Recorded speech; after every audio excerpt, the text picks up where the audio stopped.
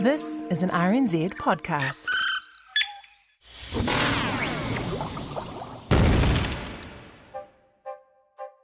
Ngā mihi nui and welcome to Elemental, RNZ's chemistry podcast. We are marking the International Year of the Periodic Table with an alphabetical look at the chemical elements.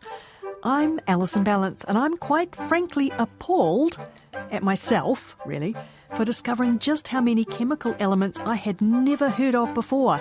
Thank goodness for this podcast, which is teaching me heaps. And I'm Allan Blackman from the Auckland University of Technology, and I am also learning heaps. I've got to admit, I'm a professor. People think professors know everything. Hell no, they don't. Well, this is episode 24 of Elemental, which means we're actually a quarter of the way through our series. But we have only just made it to the fourth letter in the alphabet, the letter D. And once again, it's one that's a complete mystery to me this week. Dysprosium. Dysprosium, Alan? Yes. Has me quite disconcerted and discombobulated. Spelt D-Y-S-P-R-O. Where does that name even come from? Okay, so dysprosium comes from the Greek, and again, excuse my pronunciation, dysprositos, which means, quite appropriately, hard to get. Oh, that's an excellent name. Hard to get. Okay, vital statistics. Dysprosium, chemical symbol Dy, atomic number 66, which sort of puts it in the middle of the periodic table, and it was first discovered in 1886. And it's a lanthanoid, so we've met a few lanthanoids in our trip thus far, also known as rare earth elements, and again, that makes it a metal. And hands up those of you listening who've actually ever heard of dysprosium. Not me. Yes, no, I can't see many hands out No, there. Jason in the sound studio's got his hand up. He's shaking his head. He's never heard of it either. Well, quite surprisingly, it's twice as abundant as tin on Earth. So, yeah. Again, I'm telling you, I'm learning things every day. So why has it got this name hard to get, or why was it derived from the Greek for hard to get? Because it was, in fact, hard to get. And the guy that eventually got it, I'm sure, named it very, very appropriately. It was probably a heartfelt name. Oh, yes.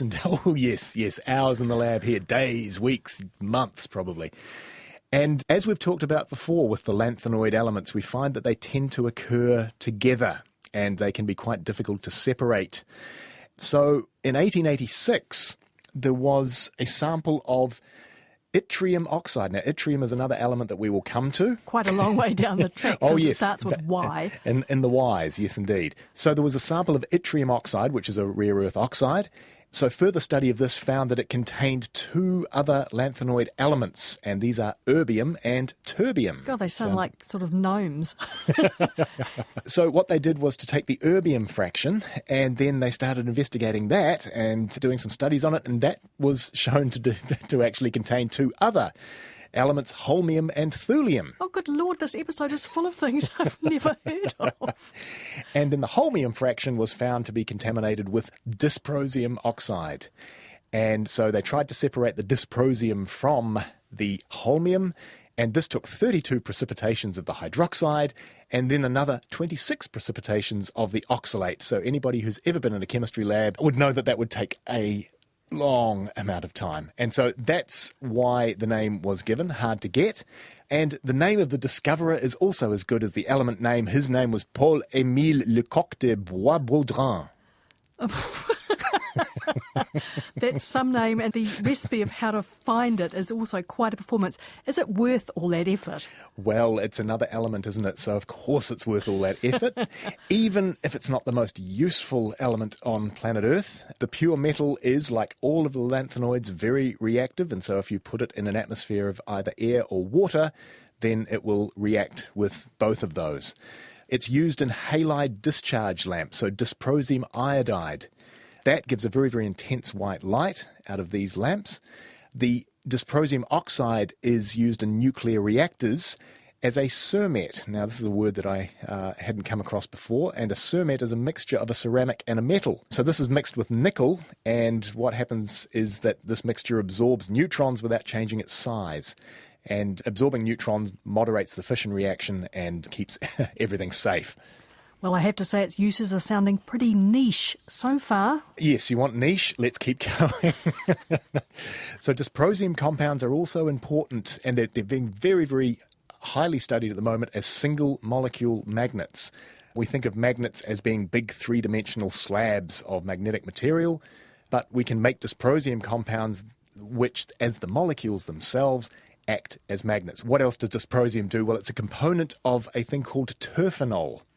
And that is a mixture of terbium and iron and dysprosium, and I think we've got some oxygen in there as well. And that is what is called a magnetostrictive alloy. Which means what? It means what? Quite amazingly, if you apply a magnetic field to this stuff, it changes its shape. Oh. Which is kind of cool. Yeah. And so that could make it potentially very, very useful in very small-scale motors or pumps or things like that, where you require some motion. So if you had to say what's the most important usage of dysprosium, it's definitely in magnets, and it does find use in electric vehicle motors, so drive motors for electric vehicles. Now, it works really, really well here. Trouble is, you need about 100 grams per electric vehicle, and how much dysprosium do we get out of the planet every year? Only around about 100 tons, and 99% of that comes from China. And so at 100 grams per vehicle and only 100 tons a year, we aren't going to get many vehicles out of that. So that really isn't going to work. No. Unfortunately. Even I can do the maths on that one. And back to the single molecule magnet thing. What use are single molecule magnets? Well, potentially they're very, very useful in computer technology, and it's a replacement for our current silicon-based computer technology. The reason being that, as you know, computers work in binary, zeros and ones, and magnets sort of work in binary as well. They can be aligned with a magnetic field or opposed to a magnetic field. And so if you can make individual molecule magnets, then you can use them as computer bits, and that then is going to shrink down, in particular, computer storage. It's going to shrink it down absolutely massively, orders of magnitude, if we can get these things to work. So that is certainly a potential usage for dysprosium in the future. Well, that certainly sounds intriguing, and I know you're only talking about using individual molecules, but surely you have to use lots of individual molecules. And don't you, when I'm thinking of the number of silicon chips, for instance, that we go through each year these days, wouldn't we immediately start running into the same supply issues for electric vehicles? I think you're probably right there. We very probably would, yes. Anyway, so I think it's just proved its name. It's hard to get, but in a different way now. It's just that its supply is limited. There's just not enough of the stuff. But the same, Allan, can't be said of this podcast. Amen. There are still plenty of episodes of Elemental coming your way over the next few months. So to keep it coming, why not subscribe to the podcast on your favourite podcast app? And you can always listen online at rnz.co.nz/elemental. Elemental is a podcast from RNZ. I'm Allan Blackman from the Auckland University of Technology. And I'm Alison Ballant. Thanks for your company. Catch you next time. Cheerio.